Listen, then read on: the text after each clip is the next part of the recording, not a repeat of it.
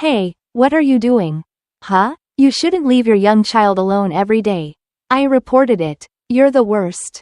Late at night, after a long day of overtime, my neighbor suddenly yelled at me. I had no idea what he was talking about. I don't have any children. My name is Emily, a 35-year-old nurse. I've been married to my husband, Michael, for 2 years. We met at a social mixer, where he approached me so enthusiastically that I couldn't help but start dating him. Michael is critical to me, a genuinely kind person who makes every day better. We began living together almost immediately after we started dating. Michael took the initiative to do the housework and even cooked for me. Since my job involves irregular night shifts, his help was invaluable. I fell more in love with him each day. About a year into our relationship, Michael proposed.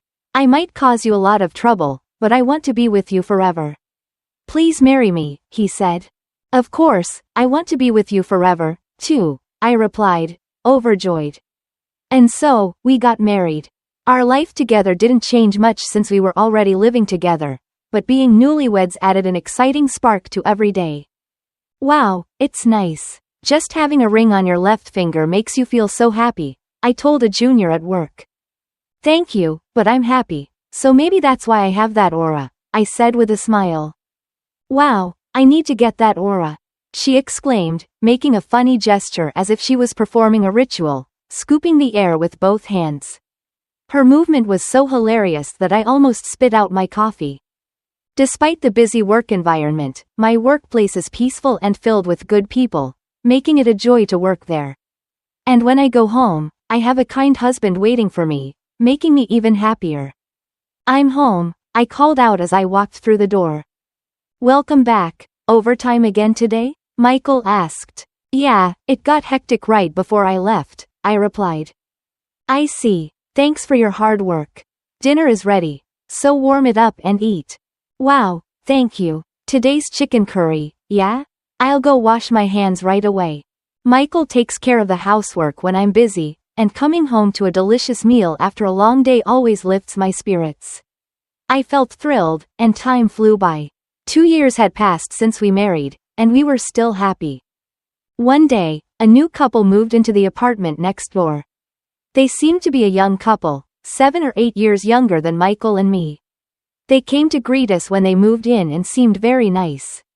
After that, I often greeted my neighbor when I went to work or took out the trash. I even started chatting with his wife, and we built a good relationship. The couple next door, the Robinsons, were named Sarah and her husband. They seemed to be a working couple like us, living in the apartment while saving to build their own home. They had a clear vision and a plan to have enough funds in a few years. I admired their foresight and determination, especially considering their young age. A home of our own. I want to build one, too, I thought. However, I didn't know we could save enough money. My husband works for a company with a pretty low salary, and although we both work, we aren't rich. We managed to save a little, but if we let our guard down, we could quickly end up in the red. Michael seems to be working hard, but his salary hasn't increased much. Even if he gets promoted, his earnings won't significantly improve because of the company's low pay scale. Despite this, he doesn't plan to quit because he enjoys working with the people there. I could understand his sentiment. The people I work with are also kind, which keeps me going. With my earnings and Michael doing his best with the housework, I had no complaints. I wanted to continue living happily with my husband. However, amidst our contentment, something unexpected happened. One night, after working late due to a busy schedule, I arrived home just before the last train, exhausted. As I tried to enter my house, I was suddenly called out. Hey, what are you doing? Huh? Mr. Robinson, the husband from next door, spoke to me angrily. I rarely saw him since our commuting times didn't overlap. I had only met him once when they moved in. I didn't even know his work schedule. What's going on? I asked, confused. Don't play dumb. It's about the child. Child? You're not leaving your young child alone every day. I reported it. You're the worst. I was utterly bewildered. I don't have any children, I protested. Mr. Robinson was furious. What? That lie won't work. I've seen it with my own eyes. A young boy was sitting in front of your entrance. In front of my house? That's what I'm saying. That's serious abuse, he shouted. Even if you say that, my husband and I don't have any children. Why am I being accused of something like this? Then, the door of the next house opened, and Sarah came out. Hey, you're making too much noise. It's midnight, so lower your voice. Her husband calmed down slightly after being warned. Emily, do you not have any children? I was a little worried because I'd seen a boy left outside. I thought I shouldn't interfere with your family's affairs, but I've seen it many times and was concerned. Even if it's for education, leaving someone outside like that is abuse. But we don't have any children, I insisted, but the Robinsons looked at me suspiciously. What should I do? They don't believe me at all. Anyway, don't do anything else to the child, Mr. Robinson said, glaring at me before returning home.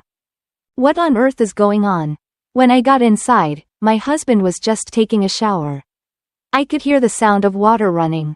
I wanted to talk to him about what had happened, but he was in the bath and probably couldn't hear me. Oh well, I thought. Welcome back. You were late. Yeah, had to work overtime.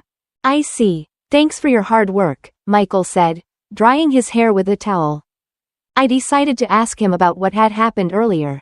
Hey, so I got yelled at by our neighbor's husband with a terrifying face. What? Why? I don't know. He was angry and said something about not leaving our child alone, I told Michael. Child? My husband looked puzzled. Yeah, he said he saw a small child sitting in front of our house a few times. Huh? What do you mean? We don't have any children. Yes, that's why I don't understand. Our siblings don't have children yet, either. So, whose child was sitting in front of our house? It's scary to think that a stranger's child had been sitting in front of our house for so long. Oh yeah, you're right, Michael said, realizing the gravity of the situation, his face twitching with concern. Moreover, we were suspected of child abuse by our neighbor. Why must we be misunderstood like this when we haven't done anything wrong? The next day, I had a day off, but the police and child welfare officials came to visit. Mr. Robinson did report us. I explained that we didn't have any children. At first, they were suspicious, but eventually, they were convinced. The police came today, huh? Really? Michael was surprised that it had become such a big deal. Why do we have to go through this? I felt terrible. We were suspected of something we didn't do, and it made it difficult to live in this house recently. Even when I encountered Sarah while taking out the trash in the morning, she only nodded and didn't talk to me. I was living daily with a lot of frustration in this awkward situation. But then something happened. One morning, after working the night shift, I saw Mr. and Mrs. Robinson leaving their house. I thought it was the wrong time to run into them, but it seemed like they were waiting for me. Good morning, Emily. Good morning. I'm sorry, did you work the night shift? Oh, yeah, but there's something I want to tell you. Huh? The two of them looked very serious, but their demeanor was not hostile. So, I invited them into my house to hear them out. I led them to the living room and served them coffee. We're sorry, Mr. Robinson began. Huh? We've been suspecting you for a long time. Oh yeah, that was the atmosphere. So why are you apologizing all of a sudden? There was a boy in front of your house last night, too, Sarah explained. Just when I returned from work, I couldn't help but talk to the boy. I asked him if he was always being kicked out of this house. He said he comes to play with his mother at this house but isn't allowed in. Huh? What do you mean? I didn't understand what he meant at first either. So, I asked him if he lived in this house with his mother and father. He shook his head and said he and his mother lived in a different house. That's when I finally understood what he meant. Sarah tried to avoid direct expression, but I already understood what she wanted to say. So, my husband is having an affair with a woman who has a child and is bringing them here, right? I said. Sarah nodded awkwardly. I'm sorry for saying such terrible things. I was just being half-hearted about justice and ended up insulting you, her husband apologized again. Don't worry about it. I was a little surprised that the police were called, though. I'm sorry, the Robinsons kept apologizing, but my attention had already shifted to my husband's affair. I'm sorry for causing trouble with my husband's selfish actions. I still can't believe it, but it must be true if the boy said so. I have a request for you, Sarah. Is that okay? I came up with a particular strategy. It was to tell my husband a fake work schedule and catch him with his mistress. I had my night shifts reduced for the following month's work schedule. Then, I told Michael the first had a night shift on a particular weekend. I was waiting at the Robinsons' house that day was off. In the afternoon, I went out to a cafe to kill time. In the evening, when Sarah returned from work, I went to their house. That night, when I went outside, there was a small boy in front of the entrance. My husband had brought a woman into the house. Emily, good luck. Okay. With cheers from the Robinsons, I opened the door and entered the house. From the living room, I could hear the voices of a man and a woman having a vivid conversation. I held up my smartphone and rushed into the living room. What are you guys doing? Oh my God, why is Emily here? Michael exclaimed. Why do you think so? Why are you fooling around with a strange woman naked? This is the child outside. When I told you that the neighbor warned me, you lied. Didn't you hear the conversation with the neighbor? You must have known the content then because it was a booming voice. So you took a shower to pretend you didn't hear it while listening to my story. You were acting because you knew the content, I confronted Michael. He was struck at the heart of the matter. He remained silent and hung his head. I can't believe it. Not only did you betray me and have an affair, but you also left a small child outside. Well, what else could I do? I couldn't do it if there were a child, he muttered. I'm disgusted. You guys are worse than monkeys in heat, I said, my voice dripping with contempt. The mistress glared at me.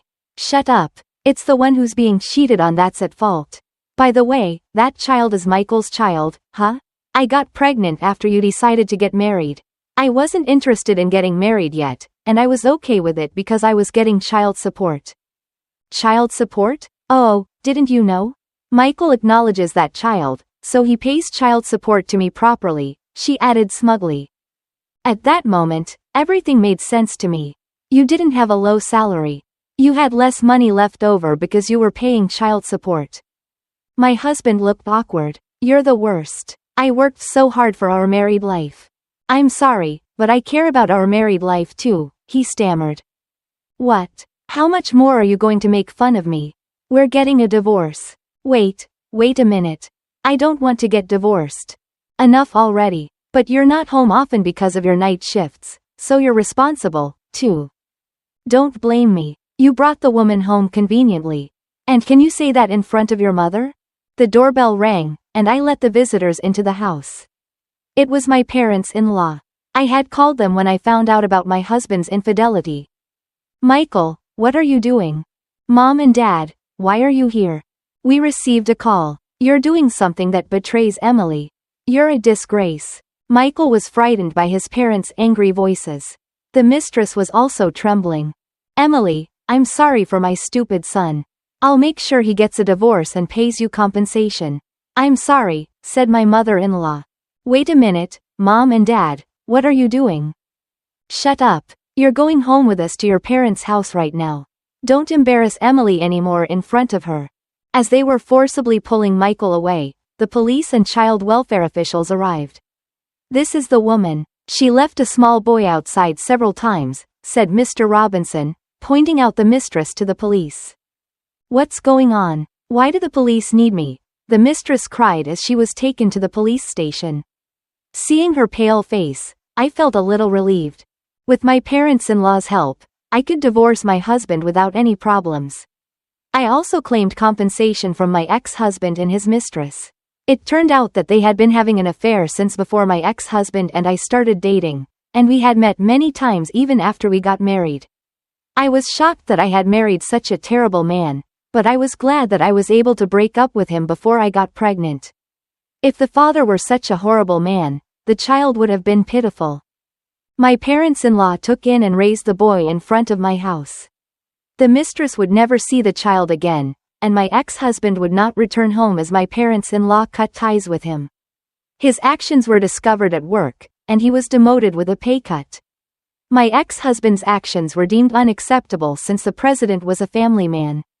With a low-paying job and having to pay child support and compensation, my ex-husband was living a poor life. Of course, I decided to move. I didn't want to live in an apartment that had become the scene of adultery. Now, I live alone in an apartment for singles and enjoy a comfortable life. I still have a good relationship with the Robinsons. 2 years later, they built their own home and invited me to their house. They also asked me to home parties, where I met a man and started dating him. He is Sarah's husband's boss, and he is the same age as me, and we get along very well. His subordinates highly trust him, and he is kind and wonderful. I don't know if we'll get married yet, but I enjoy dating him, and my private and work life is fulfilling. I hope to continue this kind of life. How is this story? Please subscribe to the channel. See you in the following video. The story of Emily and Michael is a compelling and emotionally charged narrative that delves into themes of trust, betrayal, and resilience. Here are some personal reflections on the story. Trust and betrayal. Emily's life initially seems idyllic, with a loving marriage and a supportive relationship with her husband.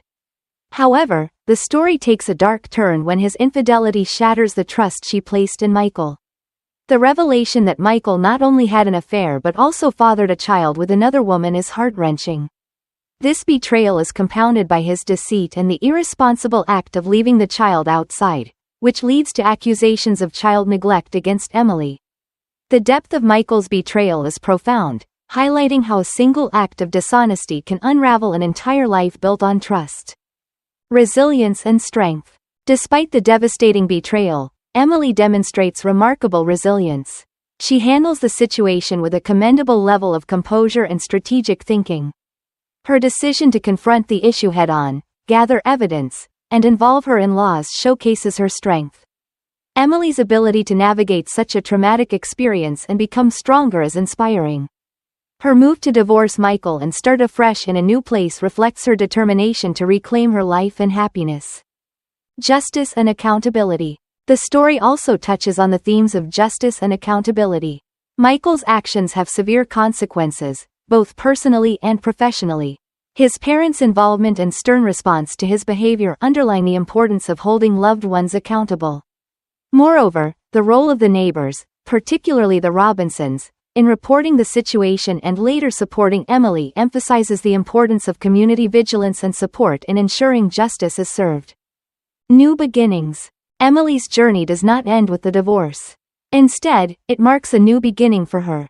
Moving to a new apartment, maintaining a positive relationship with the Robinsons, and finding a potential new partner demonstrate her ability to move forward. This part of the story is a testament to the idea that even after profound setbacks, it is possible to find happiness and rebuild one's life. Conclusion. Overall, the story poignantly reminds us of the complexities of human relationships and the importance of honesty, trust, and resilience. It underscores that while betrayal can have devastating effects, overcoming it and finding new paths to happiness is possible. Emily's story is one of empowerment, showing that one can rise above adversity and reclaim one's life through strength and determination.